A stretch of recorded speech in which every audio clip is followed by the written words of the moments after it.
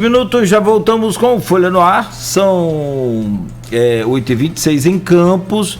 O oferecimento é de Proteus Serviços de Saúde e Medicina Ocupacional com a qualidade certificada ISO 9001-2015. Unimed Campos, cuidar de você, esse é o plano. Laboratórios Plínio Bacelar e o apoio de Unicred Norte Lagos, quem conhece, valoriza.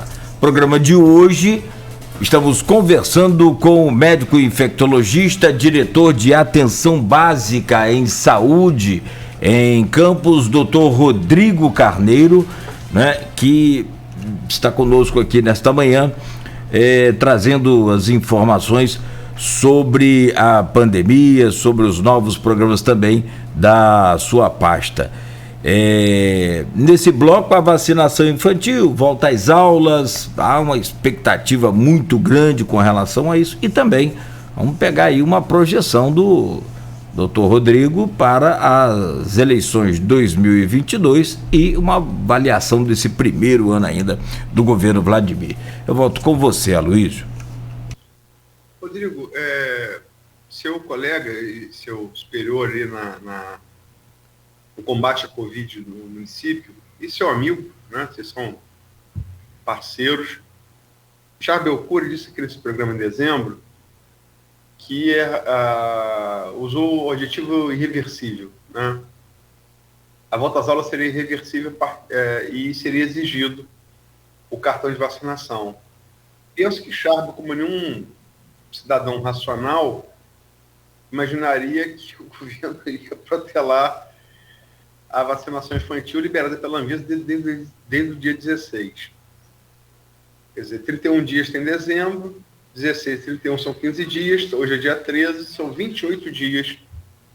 Nós poderíamos estar vacinando nossas crianças de 5 a 11 anos.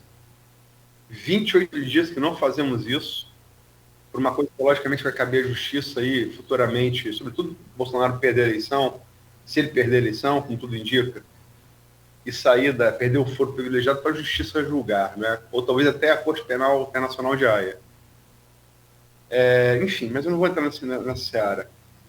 O fato é que, como você já falou aqui, é a doença infecciosa que mais mata crianças também no Brasil.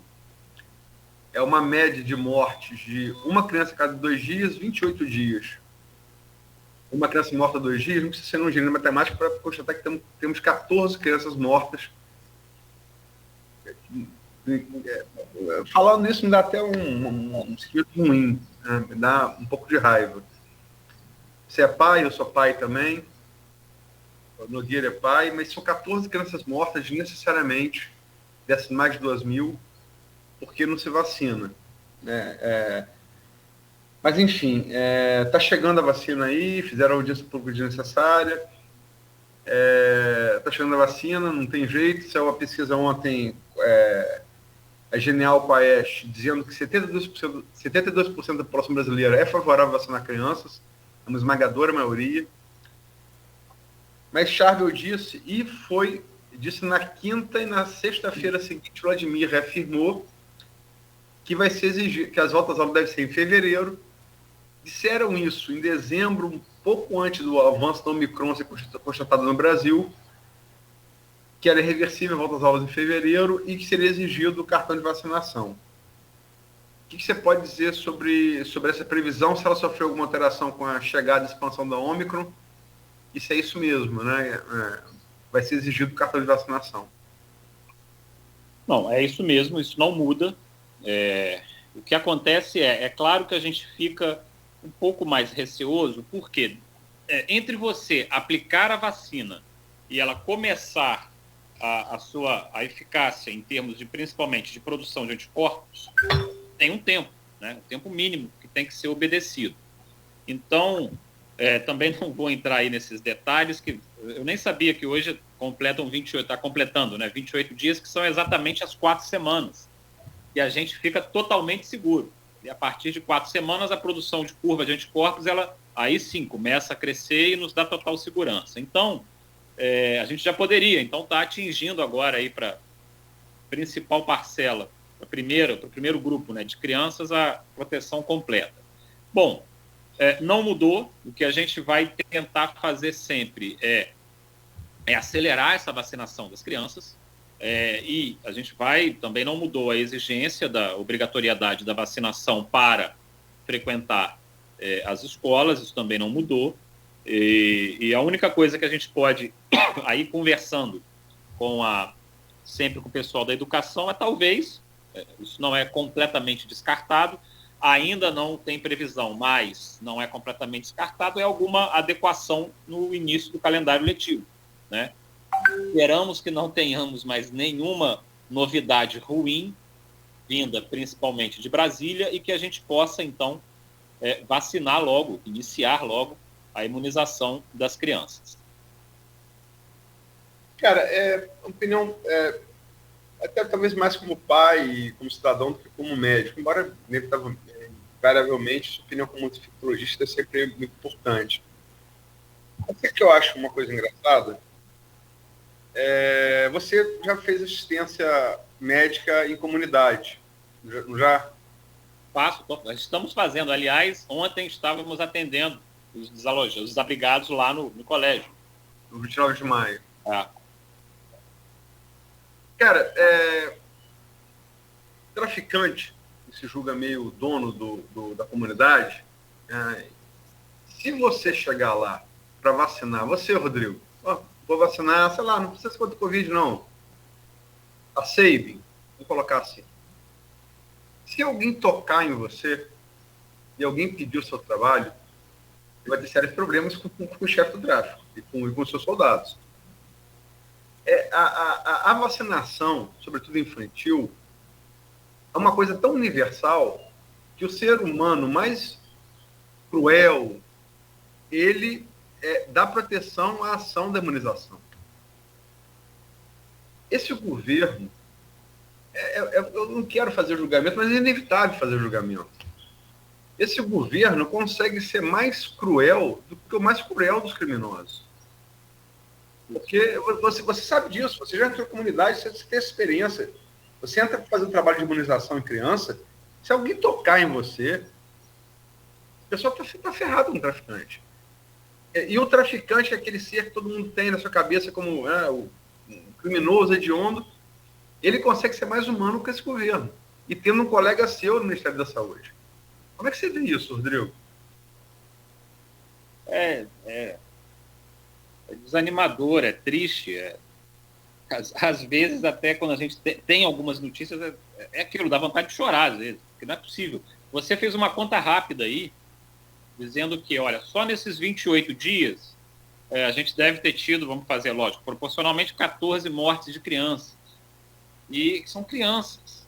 Não sei se... Espero que ninguém nunca tenha ido num enterro de criança. Você vê aquele caixãozinho pequenininho, é desesperador e foge à sequência natural da vida, né? Que é os pais irem antes dos filhos. Então, e aí quando você perde a criança, e aí você perde por uma doença que é imunoprevenível. E é criminoso, é isso que você falou.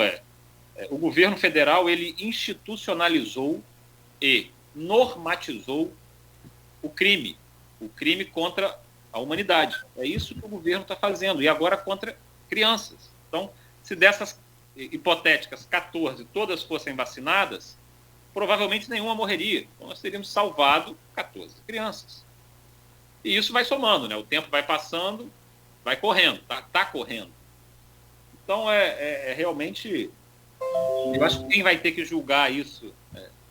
que julgue, o que você falou, talvez uma corte internacional, porque no Brasil, infelizmente, a justiça não é cega, né? Então, está longe de ser cega, principalmente depois de Sérgio Moro, dos absurdos que nós vimos, e pasmem, talvez vai ser candidato a presidente, uma pessoa que fez o que ele fez, né?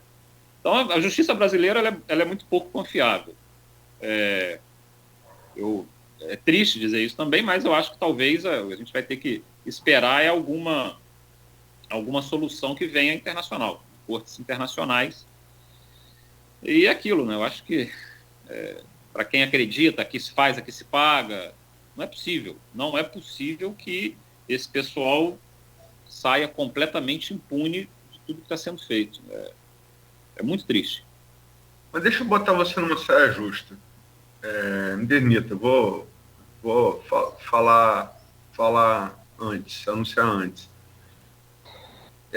Não é novidade para ninguém que a classe médica é uma das classes mais corporativas. Toda classe é corporativa. Logicamente, se alguém fala mal de jornalista, atacar um jornalista, minha tendência vai ser postar em defesa desse jornalista. Mas a medicina, você tem um caso... Eu posso estar aqui em exemplos pessoais onde o cara bom defende o ruim. É impressionante isso. Como é que pode? Me desculpe. Eu não quero botar você em saia justa, mas vou botar. Como é que pode o Conselho Federal de Medicina recomendar o uso de cloroquina, onde já se sabia que a cloroquina era ineficaz, e os responsáveis não ter o CRM cassado, como seria também em qualquer país sério? Sim. Não, a resposta é muito simples, porque o Conselho Federal de Medicina ele está impregnado, tá, tomado por indivíduos que têm um viés político de extrema-direita, extremamente reacionários. Então, e que fazem política quando não deveriam fazer política, quando você ocupa política que eu digo partidária, quando você ocupa um órgão eminentemente técnico, de auxílio a uma classe. Então, essa é a justificativa. É vergonhoso, é muito vergonhoso. Mas, ao mesmo tempo, nós temos, por exemplo, o CREMESP de São Paulo, o CRM de São Paulo, e ataca o CFM, ataca o Conselho Federal, repudia o Conselho Federal e representa o principal estado, que tem o maior número de médicos no país. Eu concordo inteiramente, você está correto. As situações, muitas vezes, elas passam para vergonha. Eu sinto vergonha de muitos colegas que publicamente defendem o indefensável. Então, essas pessoas, a gente comentava mais cedo, essas pessoas daqui a 10, 15, 20 anos, elas serão apontadas. Né? Olha, aquele ali da nossa turma, aquele, falavam que não era para vacinar. Falavam que, até hoje, falando que tem que fazer cloroquina profilática, ivermectina profilática e tratamento com cloroquina. Então, é vergonhoso, né? É absolutamente vergonhoso. Então, e aí que a justiça também julgue, defina se isso é criminoso ou não. A minha opinião pessoal é que isso é criminoso, isso colabora com a desinformação da população, isso diminui a adesão à vacina e outras medidas que claramente e comprovadamente diminuem a circulação do vírus e, consequentemente, óbito. Então, isso deveria, que a justiça julgue a forma de punição para essas pessoas. O Emil Bacará Gazen faz uma pergunta aqui a você, Rodrigo, da sua fala anterior à última. O que Sérgio Moro fez de errado? É sério isso? A pergunta do telespectador. Eu vou responder a ele da seguinte forma. Se algum dia você for julgado por um juiz que não é imparcial, você vai saber o que Sérgio Moro fez. Então, o pessoal aí da área jurídica, eu acho que o Sérgio Moro fez um dos maiores desserviços para a área jurídica desse país, e é escancarar como que a parte ruim do Poder Judiciário opera, né? Então, deve estar demonstrado. E o pior, você sabe o que é o pior, Luiz? É que aí o pessoal está falando da classe médica, né? Ainda bem que a maior parte dos mais de 80%, 85% que votaram em Bolsonaro, eles se arrependeram. Aí quando você pergunta para eles, e aí, voo de Moro. Quer dizer, na verdade não aprenderam nada, né? Não aprenderam nada. Mas, tudo que segue. Tem aqui a Gisele Isabelle, que vocês comentaram sobre ela aqui. Coloca aqui, inclusive se o país fosse sério, o CFM e CRM também já teriam caçado o registro do Queiroga. Como leigo, ressalvado por seu leigo, concordo, gênero, número e grau. Agora vamos partir. Eu posso, Aloysio, Perdão. São 8h41, rapidamente, mas é uma demanda muito grande. O doutor foi bem claro, até rápido, sobre essa questão da volta às aulas. Quando ele falou em mexer no calendário, você sabe como é que é, alvoroçou a casa de marimbondo. Os professores, né, naturalmente querem voltar às aulas, querem com segurança, é claro. Antes não havia vacina, agora existe, então temos que vacinar as crianças e fim de papo. Quando o senhor falou em possivelmente mexer no calendário, isso, é claro, depende da entrega da vacina, mas isso tem alguma projeção de vocês nesse sentido, já tipo pré-determinada, alguma coisa assim? Não. Deixa eu só complementar a pergunta do Nogueira. Sharpel e Vladimir falaram em fevereiro. Está mantido? Sim. Inicialmente está mantido. A questão só eu estou adiantando, talvez tenha sido mal interpretado, que nós necessitamos de um período pós início da imunização para ela fazer o efeito. Então, o que eu estou querendo dizer se nós tivermos qualquer problema, e aí desde problema logístico, problema de número reduzido abaixo do que a gente esperava da vacina, problemas em geral. Se esses problemas acontecerem, provavelmente nós sentaremos novamente e avaliaremos, olha, vamos manter o calendário? Sim ou não. Vamos falar, olha, melhor jogar uma semana para frente, 2 semanas. Isso é possível. Não quer dizer que vai acontecer e nem está em pauta atualmente, tá? Só estou querendo deixar claro que a gente precisa de um intervalo mínimo de tempo para a vacina fazer efeito. Então, esperamos que não tenhamos mais nenhuma novidade ruim vinda de cima. Então, a princípio, não, está tudo mantido.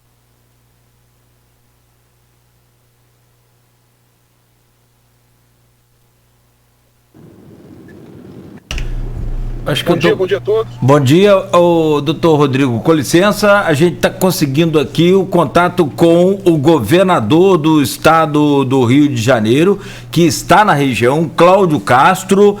Chega ao vivo aqui, a gente já estava aguardando esse contato. Governador, muito bom dia. O senhor está falando ao vivo aqui na Folha FM, do grupo Folha da Manhã de Comunicação.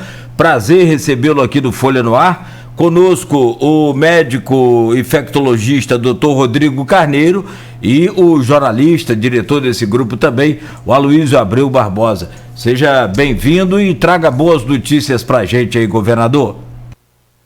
Bom dia, Cláudio, bom dia, Aloysio, bom dia, Dr. Rodrigo, e bom dia a todos aí do grupo Folha da Manhã. Realmente já estou aqui acabei de chegar aqui, e estou com a prefeita do meu lado, a prefeita Carla Machado, aqui de São João da Barra. Ela já me colocou as principais questões urgentes.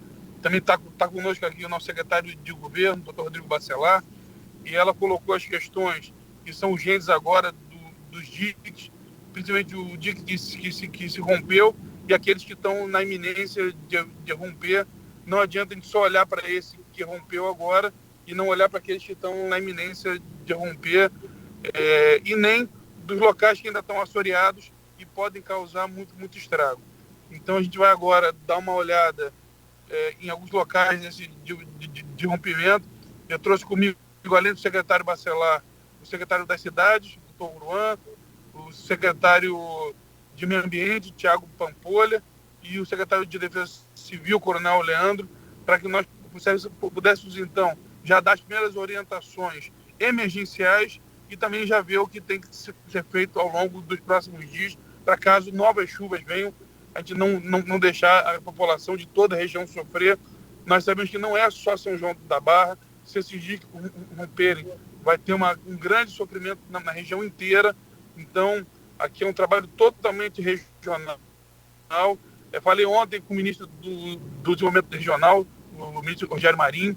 Ele está aguardando a gente dizer o que ele precisa, mas nesse momento a gente não vai ficar esperando, não. O que o Estado tiver que fazer de intervenção, ele vai fazer diretamente aqui, para que a gente possa solucionar o mais rápido possível esse problema que de ontem para hoje se agravou muito.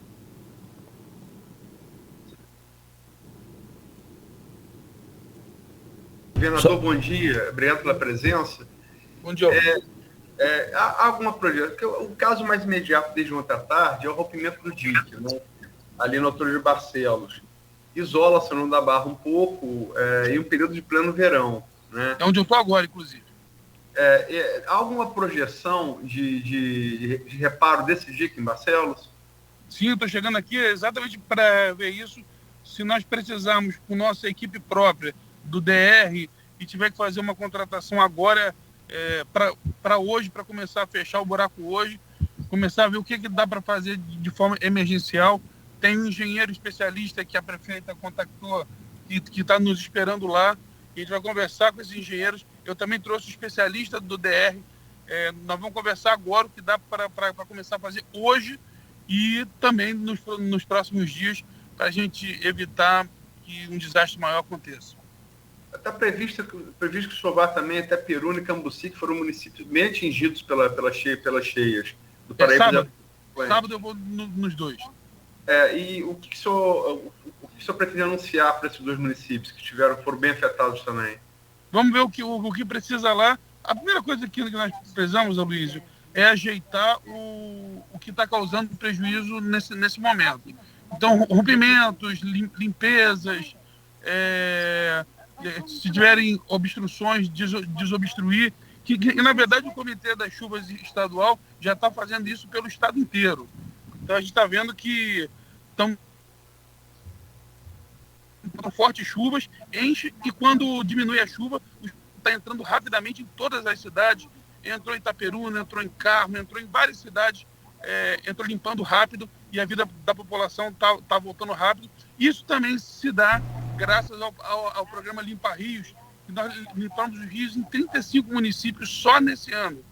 Então, é uma projeção de, em 3 anos, nós conseguimos limpar todos os rios do estado que geram transtorno na época das chuvas. Isso já tem dado um alívio enorme, que além de dificultar a enchente, ele ajuda a desaguar mais rapidamente quando o rio está limpo. Então, esse projeto foi um projeto que só no passado o Estado investiu 200 milhões de reais nele e mais 50 milhões de reais em contenção de encostas, o que fez com que o desastre fosse bem menor do que seria em outras épocas. Aqui na região, o senhor sabe, em Campos, o próprio Rodrigo Bacelar, que o senhor anunciou, está com o senhor. Campos tem 1.470 quilômetros de canais que precisam de manutenção permanente, governador. E isso seria aí, com certeza, uma ação muito importante do seu governo. Mas a minha pergunta com relação a Campos também é o rompimento ali de uma manilha, de um sistema que tem na BR-356, que afeta a comunidade de Outeiro, da Quadra, aquela região toda ali. Tem a previsão do senhor visitar também aquela área? A gente está falando tanto, o secretário Bacelar, ele já está vendo diretamente isso. Nós também estamos em contato com o prefeito Vladimir Garotin. Toda a equipe do estado já está na região desde a semana passada, vendo todas essas intervenções que têm que ser feitas. As que tiveram que ser desobstruídas já foram, e algumas nós já estamos dando emergência agora para já começar imediatamente as restaurações delas. A gente sabe que leva aí uma semana, 2, até essas emergências levam.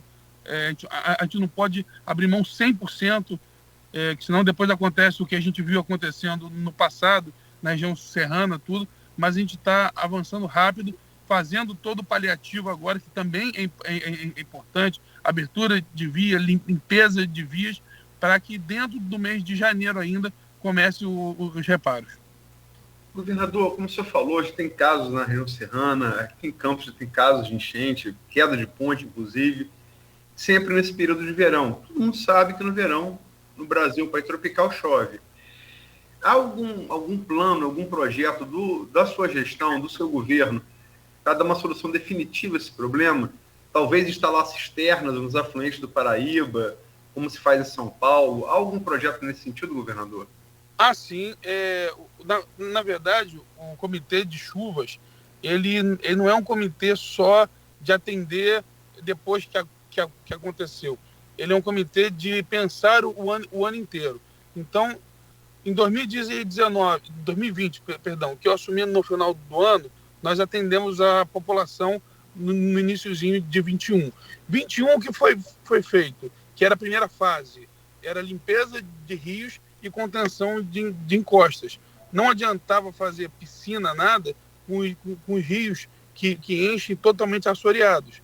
Então tem que desassorear esses rios, cobrar os prefeitos que não deixem construir em lugar irregular.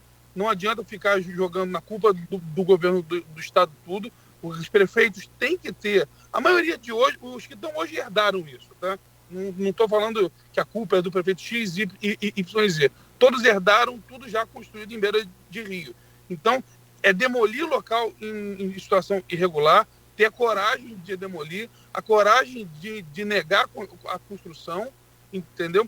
E o Estado fazendo a contenção de encostas, fazendo a limpeza de rios, e agora, com o Pacto RJ, todos os prefeitos estão tendo a oportunidade de mandar os seus projetos para o Estado. A gente está aqui, tem aí hoje 17 bilhões de reais para ser gasto, e todos os prefeitos, inclusive em situação, oposição, aqui está trabalhando com todos eles, estão abertos para que eles mandem os projetos de acordo com as suas realidades locais, para que o Estado faça essas intervenções definitivas.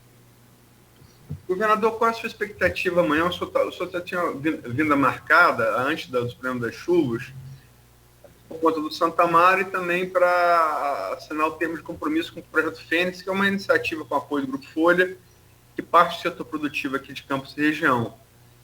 Qual a sua expectativa com essa iniciativa do setor produtivo de Campos para elencar prioridades para o desenvolvimento econômico do município e da região? É fundamental. Eu sou entusiasta do desenvolvimento, principalmente do interior. Eu não me recordo o interior ter um volume de investimentos como já está tendo e como está previsto ter ao longo desse ano. As licitações já estão todas saindo. Há uma preocupação com a legalidade gigantesca. Eu não me lembro também de uma época da cadeia produtiva ser tão ouvida, lembrando que 60% a 70% do Pacto RJ é um programa da Firjan chamado Canteiro de Obras, que eles encaminharam para nós, e o resto é 100% o que os prefeitos estão colocando como prioridade nas suas regiões. Então ele é um programa que ele ouve a cadeia produtiva, ouve os gestores municipais, faz uma atuação democrática do governo do Estado, tanto democrática nos projetos, quanto democrática aonde esse recurso vai, que ele está indo para os 92 municípios, diferentemente do que foi feito até aqui. Então, eu acredito que ações como essa, que a gente junta a cadeia produtiva, junta o gestor municipal, junta a política através dos deputados locais, a gente vai conseguir fazer o verdadeiro desenvolvimento e não aquele que era pautado em pequenos interesses. Governador, minha última pergunta ao senhor. É inevitável, o senhor está vendo aqui numa posição de governante, posição digna, que deveria servir de exemplo para o país todo, né? Uma área afetada, pessoas afetadas, seres humanos afetados, que está vindo aqui cumprir esse papel como líder solidário. Pena que não serve de exemplo para todo mundo, mas enfim. É um ano eleitoral também. A eleição daqui a menos de 9 meses. O senhor é pré-candidato ao cargo, né? Como é que o senhor está vendo esse processo eleitoral? O senhor acha que Freixo é o seu maior adversário? Como é que o senhor está projetando isso, governador? Eu vejo o processo eleitoral com muita tranquilidade. Um político muito antigo dizia que a urna ele é o julgamento do trabalho do gestor. Então, eu entendo que qualquer processo de eleição, e principalmente de reeleição, ele vem fazer esse julgamento do trabalho que foi feito. Então, aquele que não está no cargo, ele tem que fazer a crítica, ele tem que fazer a oposição, ele tem que mostrar que está errado. Ele tem que estar fazendo campanha antecipada o tempo todo. Mas aquele que está sentado no cargo, o que resta a ele é trabalhar. Trabalhar. E se a população achar que aquele trabalho é bem feito, a continuidade ela é uma naturalidade. Então, o papel não só meu, mas de qualquer outro, e ano retrasado agora já, teve eleição de prefeitos, e nós vimos que aqueles que trabalharam tiveram o seu processo de reeleição com tranquilidade, e aqueles que tiveram mais dificuldade não conseguiram se reeleger. Então, o papel do governador que está na cadeira, como é o meu caso, é trabalhar.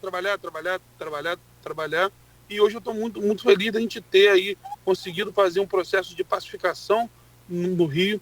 O Rio, que tinha uma questão política muito complicada. Hoje eu dialogo com os 92 prefeitos.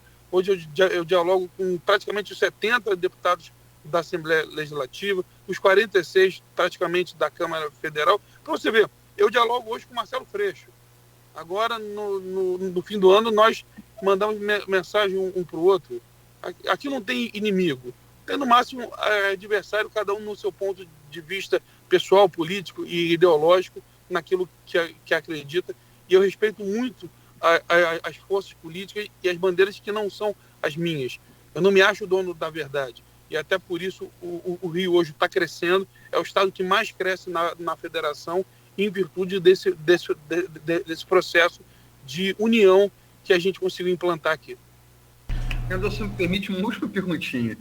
Nesse mesmo programa aqui, o Freixo disse isso, admitiu, o Paulo Ganimi, o Rodrigo Neves e o próprio Eduardo Paes admitiu isso, que ele seria a noiva preferida da eleição a governador. Não é candidato, mas tem um grande cacife político.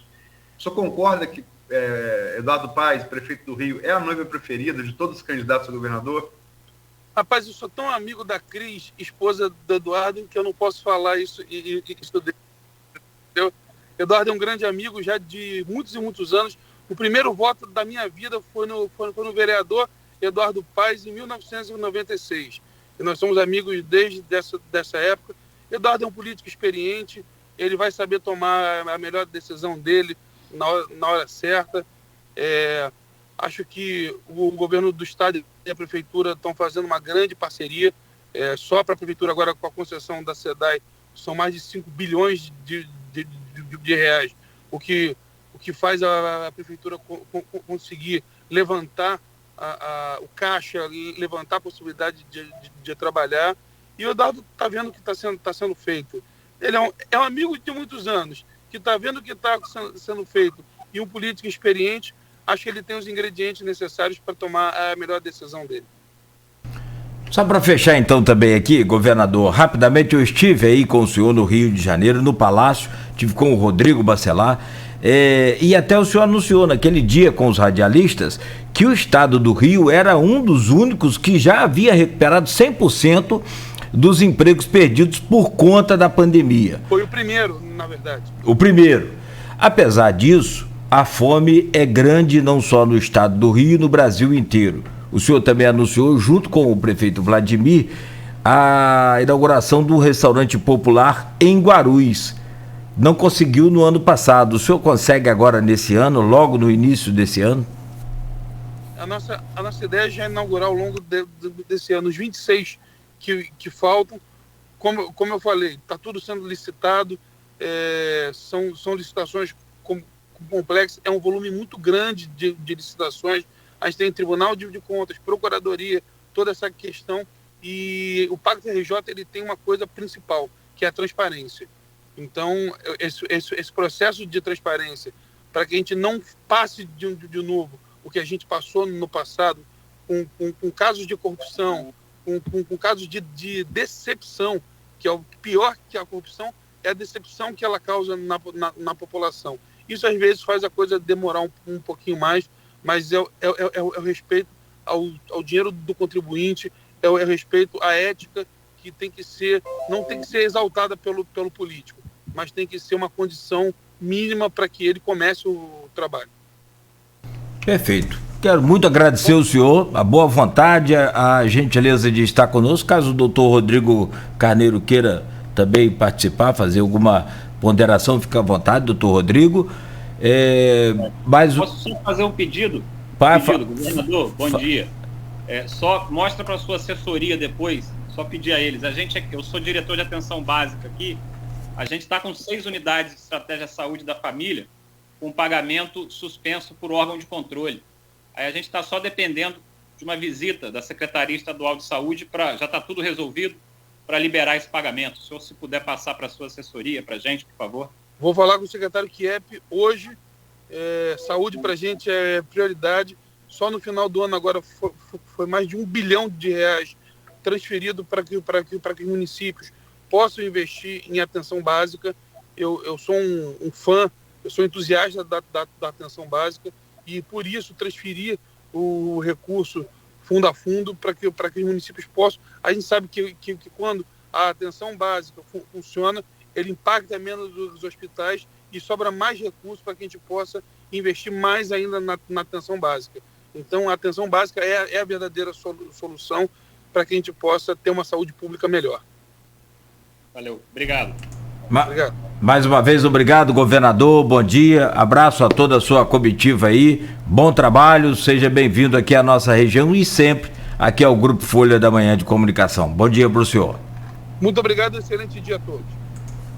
Tá aí, portanto, são 9h02, com exclusividade ao vivo aqui para o Folha no Ar, o governador Cláudio Castro. Muito oportuna aí essa participação dele, né? Aproveitamos aí para não só falar das cheias, que naturalmente o assunto eminente, emergencial, é a coisa que está aí no momento agora, mas sem dúvida nenhuma para também aproveitar essa presença e o executivo do estado, né? Então tem poder sim. Bom, 9h03 eu volto com a gente. Eu acabei interrompendo, a gente teve que interromper e na hora quem falava era o Rodrigo, mas eu confesso que eu volto com você, o Rodrigo, só para terminar aquele raciocínio, né, se você consegue lembrar aí, por gentileza. Eu não lembro. Eu também não, que a gente acabou nesse corre-corre aqui, e o Aloysio se lembra aí, fica à vontade.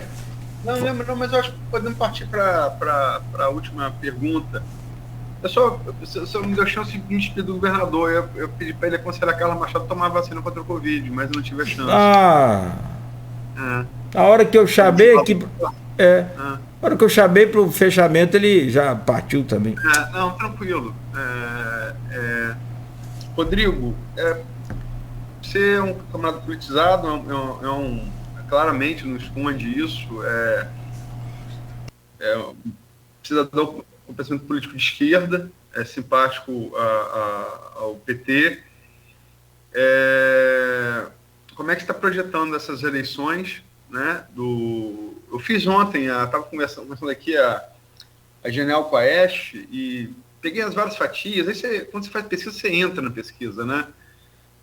Realmente, se a eleição fosse hoje, resta pouca dúvida de que Lula seria franco favorito para vencer, talvez até primeiro turno, né? A Quaest já é a sexta pesquisa que aponta, em sequência, que aponta essa possibilidade, ainda ali na margem de erro, né? Tirando nos votos válidos, ele venceria, segundo a Quaest ontem, 51,7, quer dizer, na margem de erro pode ser, pode não ser. Mas como é que você projeta essa eleição? A eleição também é governador, falamos agora com o governador. E que nota você daria de 0 a 10 para o governo Vladimir, qual você integra e por quê? Tá, vamos lá, deixa eu começar do começo. Sim, claramente, assumidamente, tem uma ideologia, penso política, muito mais no ponto na ala progressista de esquerda. Não tem filiação partidária.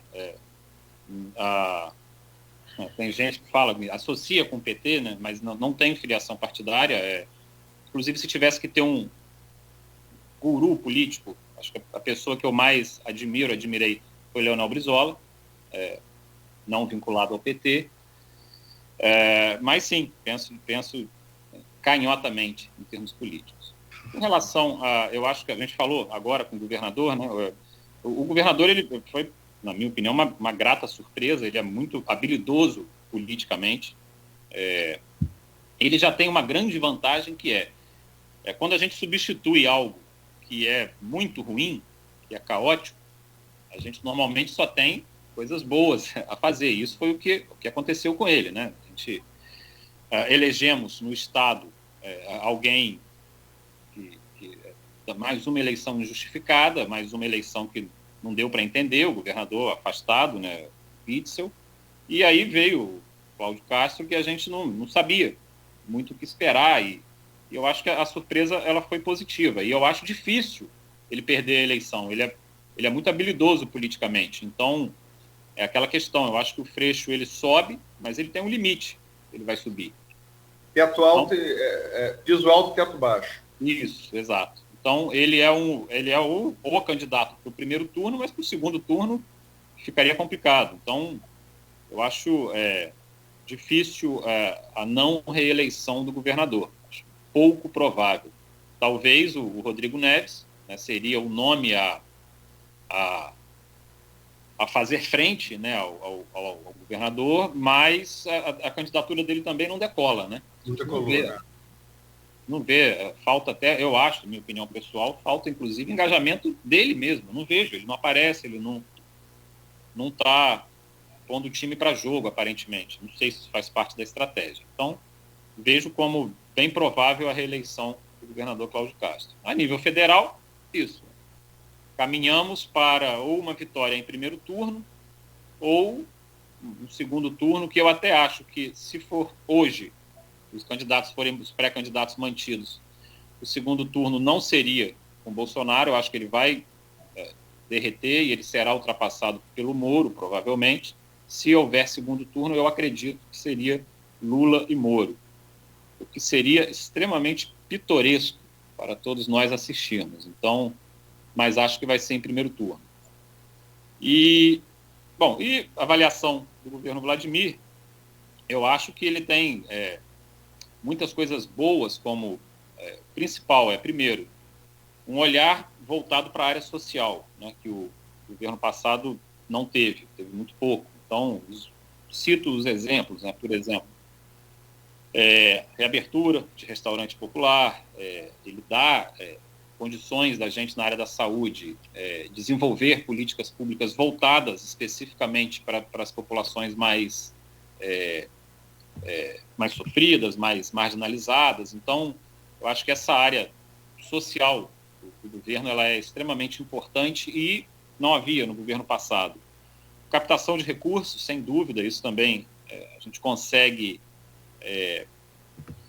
melhorar, né, o orçamento da cidade através da captação de recursos que ele faz. Então, eu dou uma nota, tem que dar a nota, né, de 0 a 10, eu dou uma nota, vai variar ali de 8 a 8,5, não vou dar uma nota maior porque, apesar dele não ter tido a oportunidade, mas já são 7 anos, né, de servidores, há 7, 8 anos que os servidores estão sem reajuste, e eu torço muito para que ele consiga, no mandato dele, olhar pelos servidores e dar esse reajuste para os servidores que estão merecendo já há algum tempo. Então, a minha avaliação...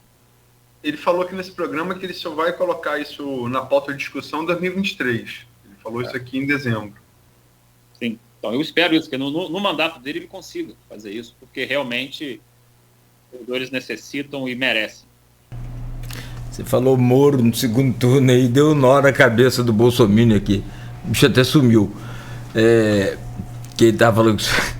Não, mas tem humorista também, tem humorista aqui falando questionando, né, que Moro errou ao julgar, Lula não errou ao roubar, tem de tudo. Tem de tudo. E, claro, evidente. Agora, eu posso só dar uma opinião em relação a essa questão de Moro? E aí vou divergir do Rodrigo, com todo respeito. Eu não acho que o Lula seja inocente, nem o Supremo disse isso. Acho que o Lula tem evidência assim, para ser condenado. E é fato, né? Você tem centenas de milhões de reais repatriados. Existiu empresas que admitiram corrupção, né? Então houve corrupção. Isso não é narrativa, isso é um fato. O empresário virou pro bono, tá dando dinheiro à União, atua. Então, corrupção houve. Agora, essa questão do Moro, olha só, Nogueira, você é casado, tem um bem, uma casa. Aí você separa litigiosamente sua esposa, estou falando hipoteticamente, tá? Podia ser comigo, podia ser com o Rodrigo, qualquer um. E aí vai a julgamento, vai a juízo. A sua esposa alega na querela jurídica lá que você agrediu e você não agrediu. O juiz te condena. Você perde todos os bens na disputa, perde o guarda dos filhos, perde os bens que vocês amealharam juntos e te prende pela agressão. E depois esse juiz ou ganha um emprego na empresa da sua esposa que foi com ela, ou se casa com a sua esposa. É complicado dizer que Moro é isso que Moro fez com Lula. Exatamente. Quer que Lula tenha culpa? Não. Isso realmente não é Estado Democrático de Direito. Isso é ditadura. Ele mexeu no jogo democrático. Ele interferiu mexeu no tabuleiro. Exatamente. Aquele vazamento do 6 dias antes do primeiro turno, delação de Palocci. No juízo da ação mais grave. Ele não aceitou aquela delação no juízo da ação penal. Em março ele não havia aceitado aquela delação daquele ano. Mas aí tá. Se o Rodrigo está falando aqui contra a cloroquina, que cloroquina resolve. E receita a cloroquina para o pato, tem que mandar prender o Rodrigo, não é só ficar só o dele, não. Ele está falando aqui, falou claramente, cloroquina não tem efeito nenhum para Covid, é infectologista, vai amar um paciente porque ele receita cloroquina. Porque ele fez a delação de Palocci há 6 dias do primeiro turno. Quer dizer, é uma história sem santo. Perfeito. Mas o que tem que ficar claro, Aloysio, acho que tem que ficar claro para todos a gente tem que deixar a vontade popular aparecer. Eu confesso a você, olha, o triplex eu acho que é um caso, isso já está demonstrado, que é um caso que juridicamente não tem fundamento. Eu acho que se Lula fez algo ilegal, não sei, imoral, concordo, acho que ele não poderia usufruir do sítio, que eu acho que é muito mais grave do que o triplex. O triplex é uma aberração, ele ser condenado naquele processo. O que ele fez no sítio, eu pessoalmente considero imoral. Um homem público como ele não pode usufruir de algo vinculado a qualquer empresa, então isso não pode. É ilegal? A princípio, não sei, quem vai julgar é a justiça, mas é imoral. Usem isso para vencê-lo nas urnas. O que você não pode é alterar o jogo democrático da forma como foi feita. Isso é inaceitável num país democrático. Inaceitável. E aí você mancha o poder judiciário. Essa pessoa vira ministro e agora vai concorrer a presidente e o judiciário fica quieto. Demora tanto para se manifestar. Nessas horas que é tão importante a imprensa livre, que de quarto poder não tem nada. Então vocês, imprensa, são importantíssimos para que a gente possa... o STF só funciona à base de Ibope, da imprensa. Então, importantíssimo o papel da imprensa.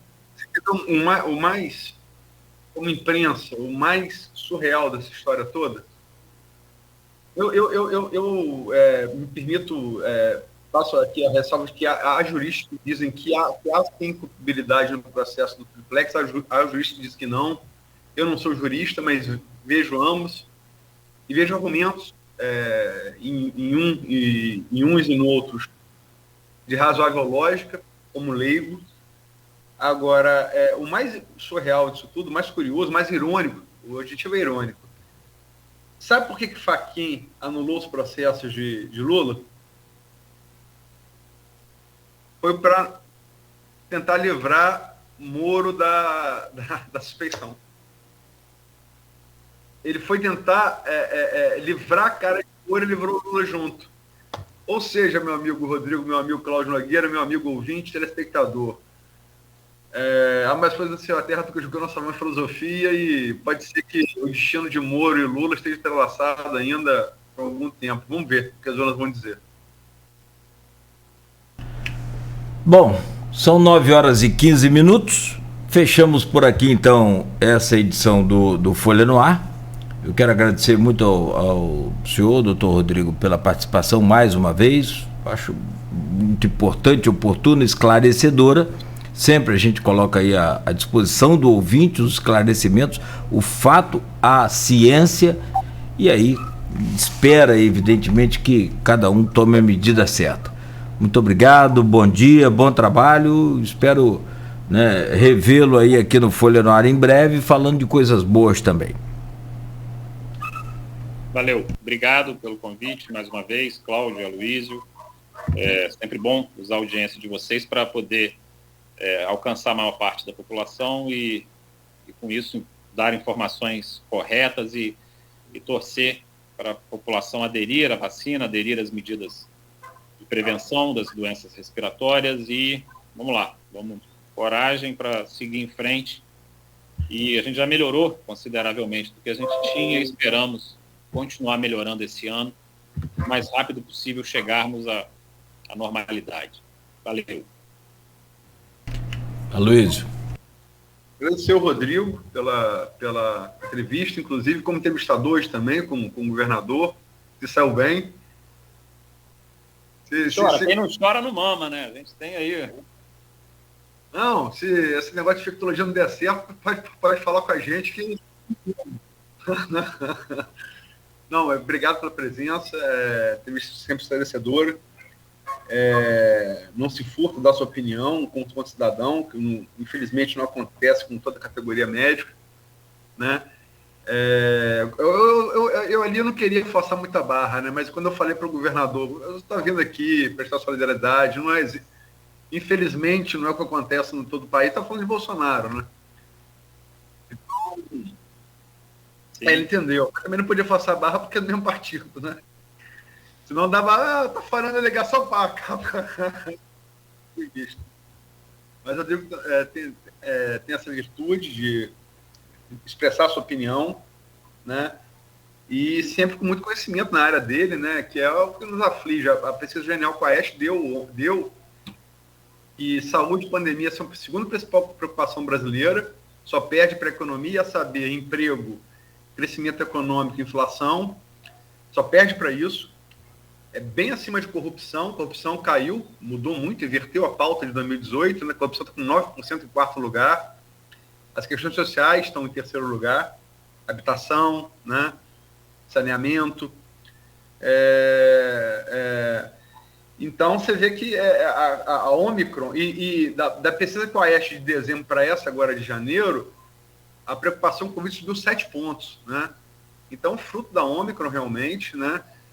E dados importantíssimos, como a desaprovação majoritária da população brasileira, a condução da pandemia pelo governo Bolsonaro, e, sobretudo, que eu fiquei muito orgulhoso de ser brasileiro, 72% do nosso povo é favorável a vacinar as crianças já, agora. Então, Rodrigo, desejo isso, que você cumpra a vontade do povo brasileiro, tão logo chegue essas vacinas. Obrigado. Valeu. Boa sorte aí. São 9h19. Fechamos o Folha no Ar, então, de hoje, com amanhã, a promessa, é claro, é evidente, de 7h da manhã estarmos aqui, se assim Deus permitir, com mais uma edição. E amanhã, quem vai estar conosco aqui é um dos grandes jornalistas, grandes articuladores aí da imprensa nacional, né? Escreve para o Correio Brasiliense, já esteve aqui uma vez também conosco, volta amanhã para fazer aí uma participação mais uma participação nesse programa, que é o Luiz Azedo. Luiz Carlos Azedo. Ele tem, entre outras coisas, lá no Correio Brasiliense, Nas Entrelinhas. Fantástico aí os artigos dele, a coluna dele é sensacional. Eu sigo aqui no Twitter há bastante tempo e tem aí uma clareza de pensamento, uma conduta com suas colocações bem interessantes, acima de tudo responsável, né, com a questão da saúde brasileira também, o que é mais importante. Vai estar conosco aqui amanhã.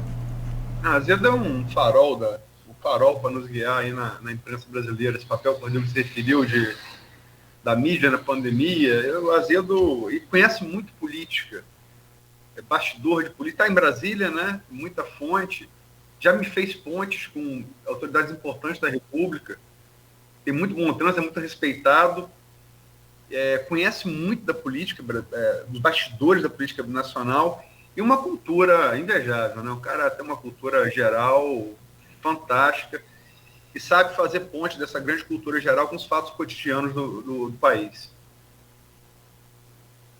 Perfeito. Então amanhã, 7 da manhã, não perca mais um Folha no Ar, primeira edição, Folha no Ar, né? Ao vivo aqui pela Folha FM. Bom dia, Luiz. Obrigado e até amanhã. No oferecimento de Proteus, serviços de saúde e medicina ocupacional com a qualidade certificada ISO 9001-2015, Unimed Campos, cuidar de você, esse é o plano, Laboratórios Plínio Bacelar, e ainda também no oferecimento de Unicred Norte Lagos, quem conhece, valoriza.